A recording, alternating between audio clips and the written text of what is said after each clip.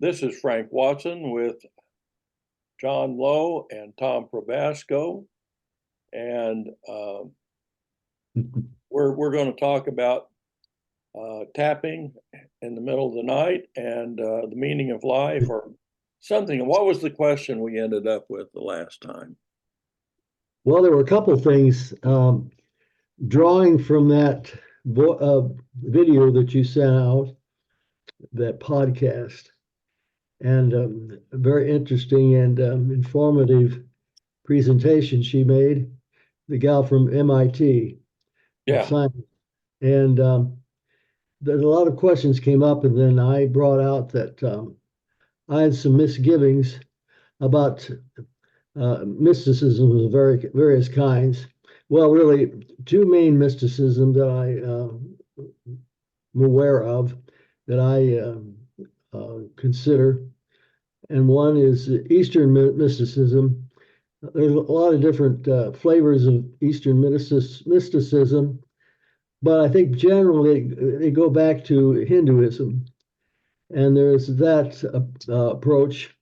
And it sounds like what she was explaining would fit into that pretty much, or direction she's taking, or a lot of mysticism, Eastern or New Age mysticism follows in that path. And the other I would think would be Christian mysticism, which I would espouse. And then we also talked about suffering. I think Tom raised something about suffering. And also we talked about the difference between the finite, the human finite, and in comparison to consciousness, then when we are aware of ourselves, that we are aware that we are finite, and then that raises a question of the infinite, the opposite. And that's one of the arguments to the existence of God. So we could go in either of those directions. Would there be a question on your part that you'd like to, of those like three different categories you might be interested in asking further? For me, we ended up, how did that go? We ended up on a question that came in just exactly at the end of the at the end of the recording. Mm-hmm. I'm trying to remember how that was worded because that's the exact point that I wanted to return to. Did it have anything to do with the definition of the human being as a person, or God as personal, and that which is energy? It said, "What is the meaning of existence?" That Right. was the question. Mm-hmm. And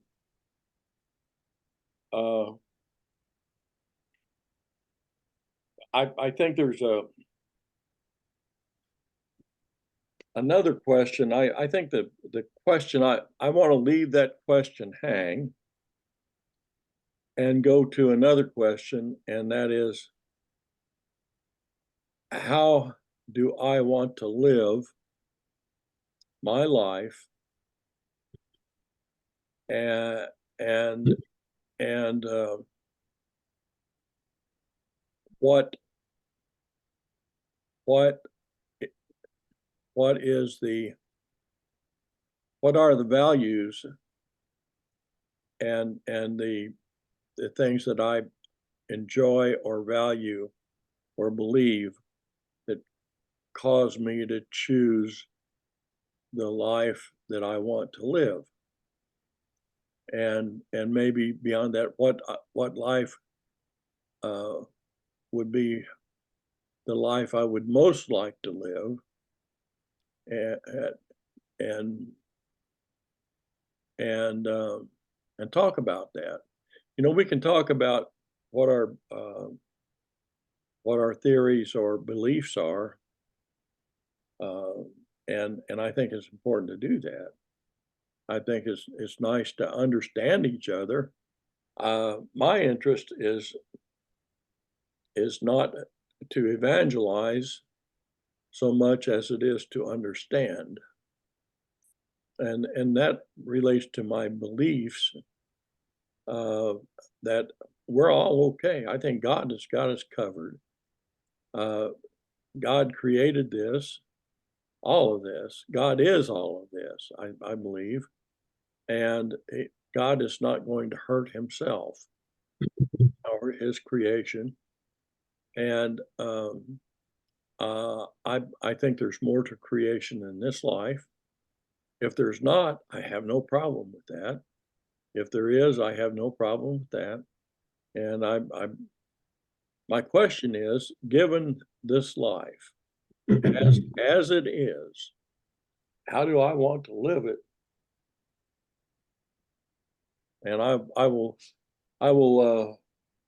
say hello to anyone joining us. I'm Frank Watson. To my left is John Lowe, and we've got Tom Probasco, and this is Poof. We call it Poof because we talk right up until Zoom cuts us off. And, you know, let the technology proceed. I'm grateful for that technology. And I even have fun with its limitations. So, gentlemen, let us proceed. Who wants to answer the question, how do I want to live and why? Well, first of all, I would say the definition of theology is faith-seeking understanding. And you mentioned the word understand.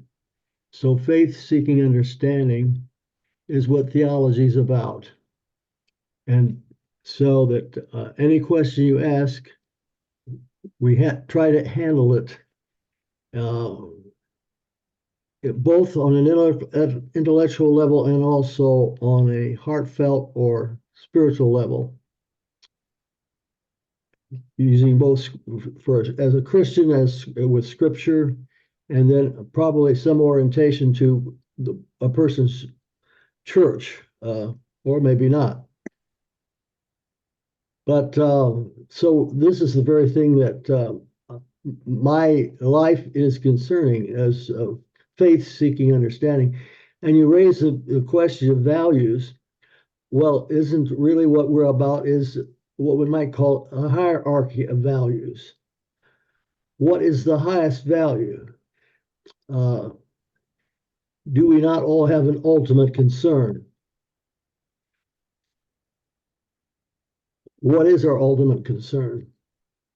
Now, this gets into one question I was raising in the last class. I think I did, at least with Frank, that when we're conscious, whatever this involves as a child or whatever, when we're conscious, we cannot but realize that we are limited. We're limited.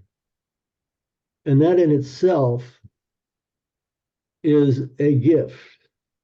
We're limited, knowing that no other creature asks a question or raises a question, I'm limited.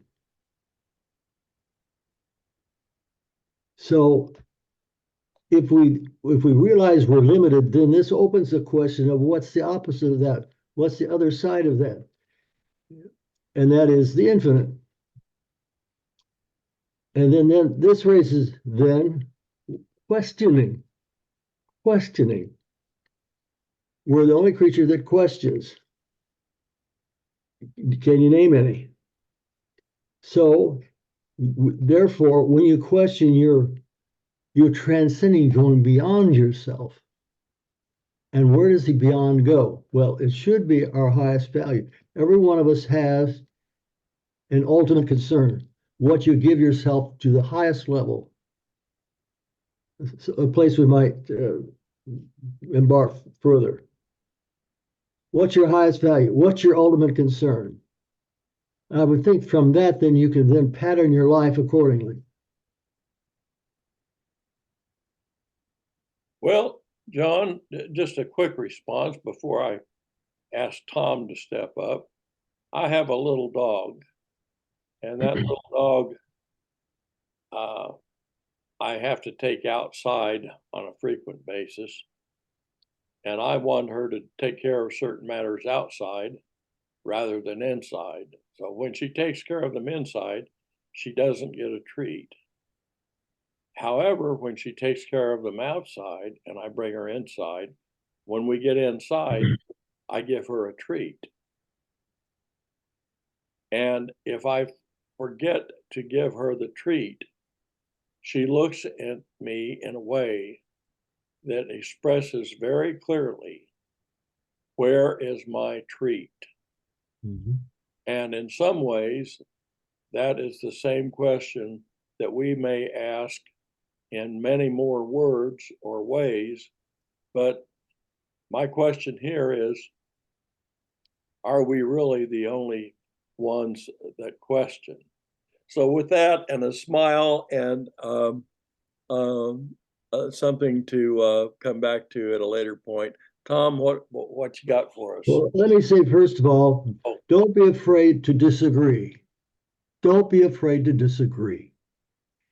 If we try to just please each other, then what are we doing? You know, can we learn from each other? Don't be afraid to disagree, especially when you make sweeping statements. Well, Now, I have yeah, been known to make some pretty sweeping statements. So, but I'm looking forward so much to hearing Tom come in. yeah, go ahead. Oh, well, I some time ago, I realized, and what do I mean by that? Years ago, it dawned on me that I was not distinguishing when I paid attention between less and less between the animate and inanimate. So I think this is related. So, what does a dog know, or as Frank suggests, wonder about? Birds, insects, rocks, trees. Trees have been shown, there have been books to have been shown to have communities, communicate. Now they don't, you don't hear them talking. There are people that do, but I don't mean that. Well, who knows what who knows what those people are perceiving? But more and more, I have begun to perceive, or have to no longer perceive the difference, the boundary between animate and inanimate. And this does have to do with our connection to the land. It's related to that. The less that we are connected, the more divorced we are, I think, from the things that we are part and parcel of. That's my immediate thoughts about what you both have just raised. I would agree with you that there is communication, and it seems to be evident through levels of biology that plants and creatures of many kinds, living creatures, do communicate or respond to many of the same things environmentally and between them, each other, you might say. But it's much slower than, say, with the animal and with the human being, much slower. So I would tend to agree with you on that, that there is that, what would you say, communication of some kind on that level. Yeah, yeah. And there are more awareness too of I think Frank mentioned Gabby, the little dog, and I used to walk with Callie, and now I walk with the next door neighbor's dog, Artemis, and I realize, partly through hearing others talk about this, and partly through watching them, that their perception, what they perceive of the world, I am blind. Sense of smell alone is just a difference that we can't relate to. In some cases, hearing. And the more I experience that, the more my connection with, I'm out, as I do these days, walk a lot, because living here in Broad Ripple, we have access to the Monon Trail, and I'm out there a lot. And more I find myself, there's that phrase, well, in fact, Wendell Berry wrote a story, but it comes from the Bible: pray without ceasing. So when you talked about, John, there's communication being slower, I perceive it as being more constant. Could be, yeah, right, constant. And so I find myself trying, and maybe it's a form of prayer, to join that. Mhm. If it makes any sense. I've got a scripture I'd like to share, and I read scripture several ways, and one of the ways is kind of abstractly, but this scripture is in Luke, and starting with chapter 39. Some of the Pharisees in the crowd said to Jesus, "Teacher, rebuke your disciples." "I tell you," he replied, "if they keep quiet, the stones will cry out." And I think that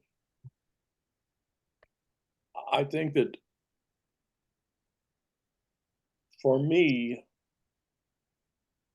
the question is not whether the universe is sentient, but how it is sentient and how it speaks.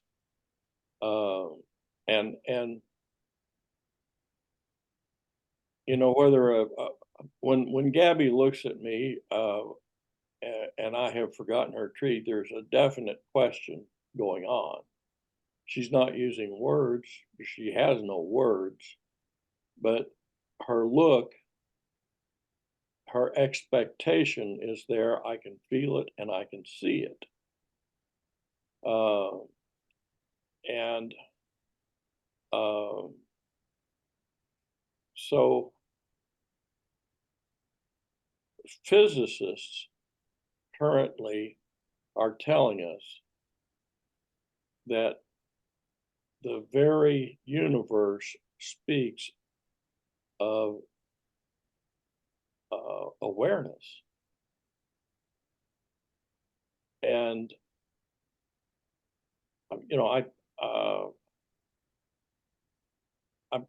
I think that there's so many ways to approach that, and I think that's what we're talking about here is awareness and how the different parts of creation connect, and how we know it, how we as individual people know not only other people, but also such things as topsoil. Have you ever put your hand down into fresh topsoil that's been prepared for a garden and just took joy in the feel of it? Sure, Yeah. Yep. yeah. Since I was a kid. The earth itself speaks to us if we will receive its mode of speaking. Did you ever hug a tree? Ever what? Did you ever hug a tree? Actually, yes, I have. Yeah. Bushes, flowers. That's another. Depends if they have thorns on them or not. Go ahead, excuse me. Yeah. Well, that's another Wendell Berry thing, talking about sacred Mhm. spaces. And he said, all places are sacred, but so many places have now been desecrated. And one of the results of that is a disconnection. We have broken up the ability of all creatures, everything, to connect through war and violence and all the different ways that places become desecrated.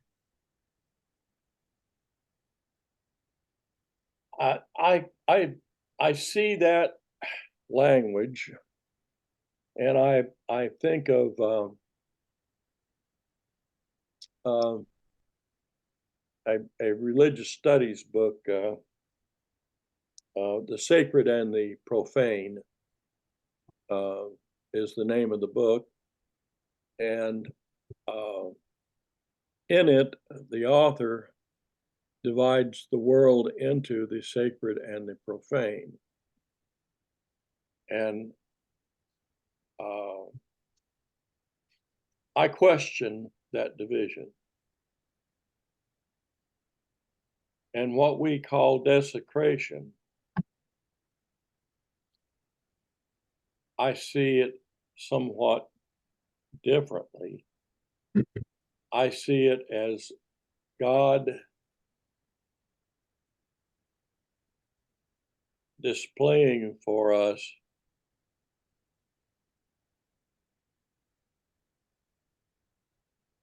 the consequences of our current total engagement with creation. If you have ever painted a picture or written a poem, you have edited your work at some point, and maybe at many points, because you look at it and you say, this is not the best I can do. And that is a sacred process. As a matter of fact, the process of creation itself is a matter of creating and then recreating.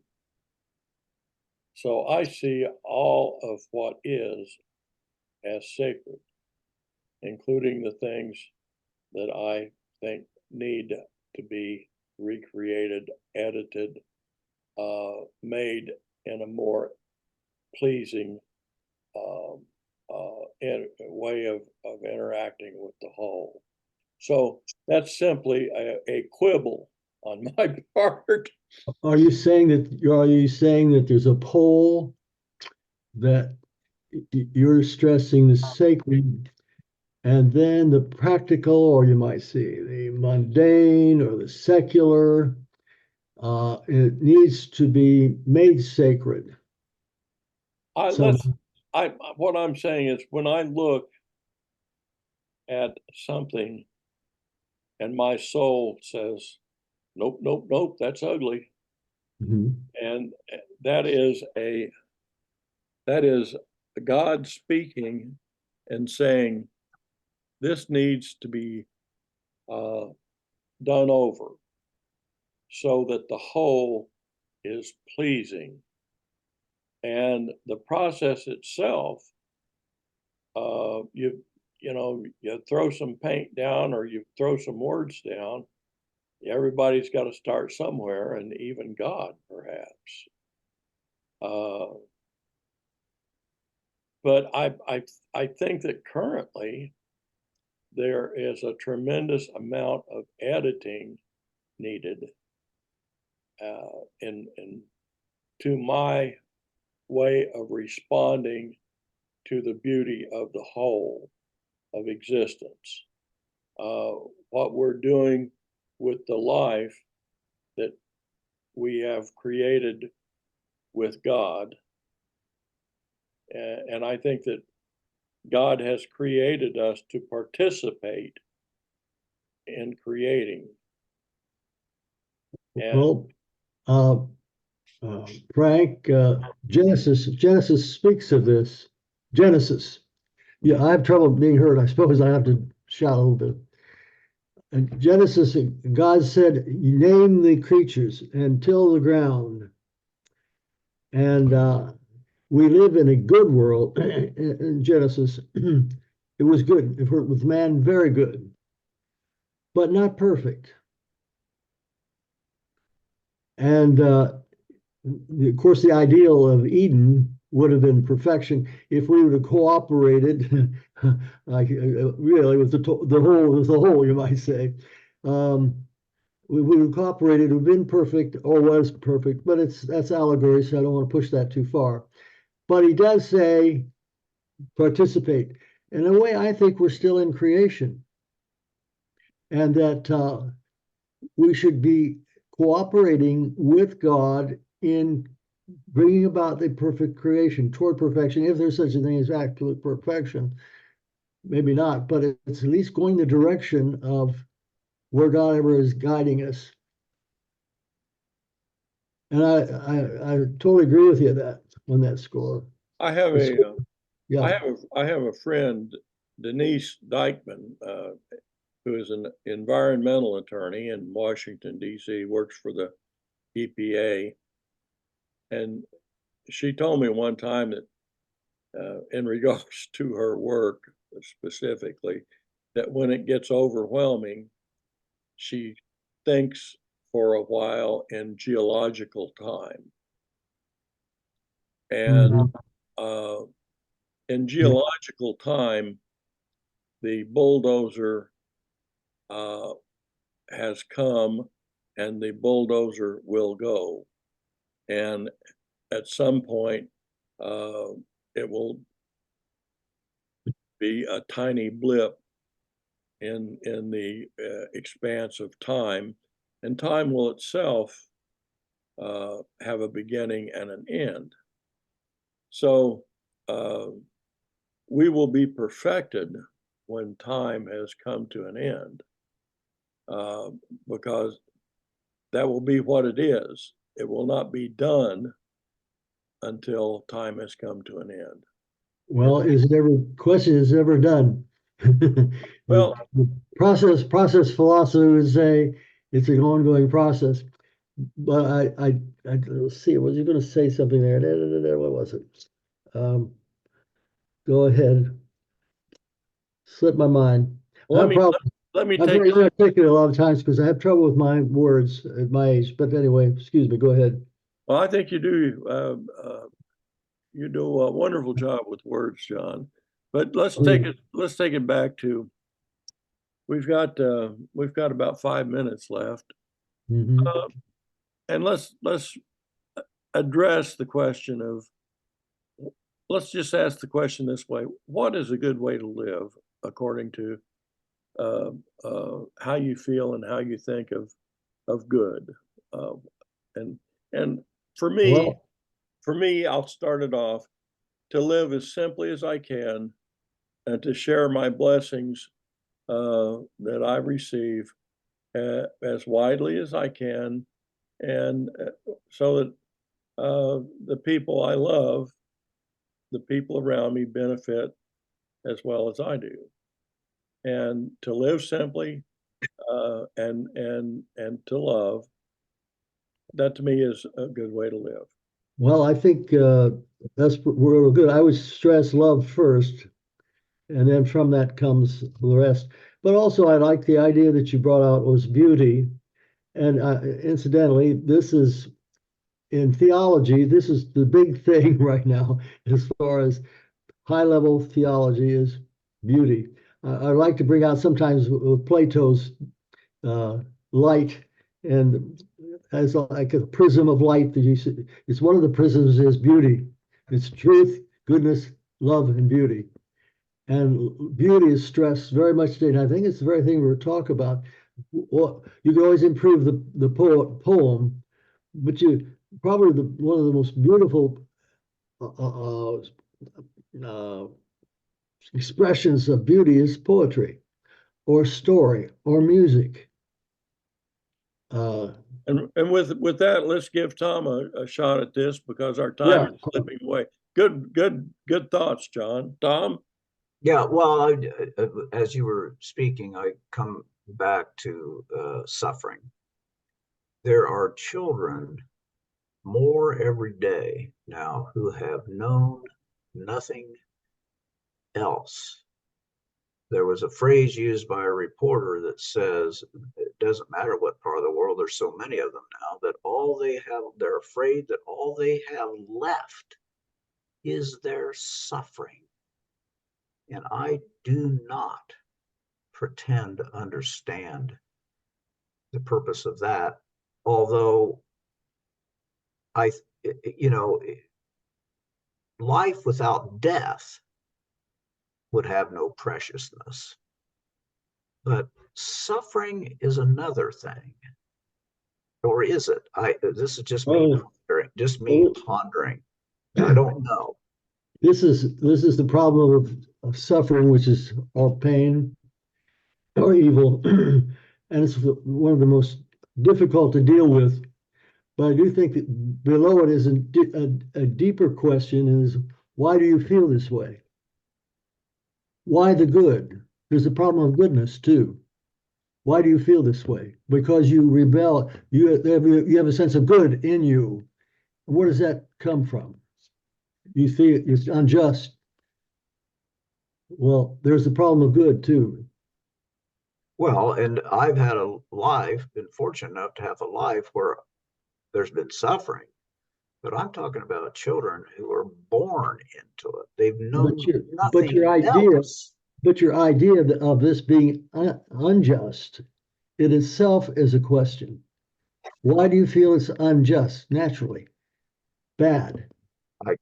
I don't know where it emanates from, because it's interesting if you think I think of some of our leaders now, sociopaths that apparently aren't. This is another mind-boggling thing to me.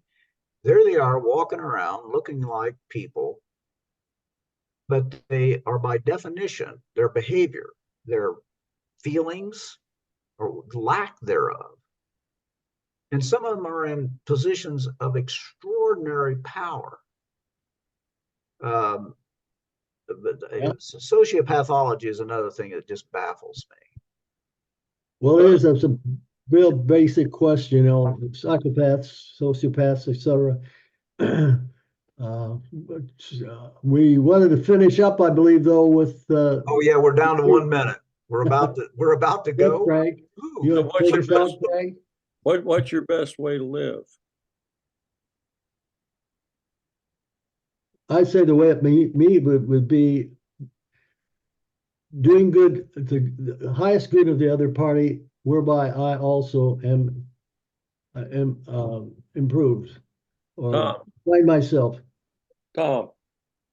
Yeah, I think to be in touch with these things, to be able to be in touch with these ponderings in communications with folks like you and John, Frank, and that's the best, and to see what, and out of that pondering, see what else I might be able to do to alleviate someone else's suffering.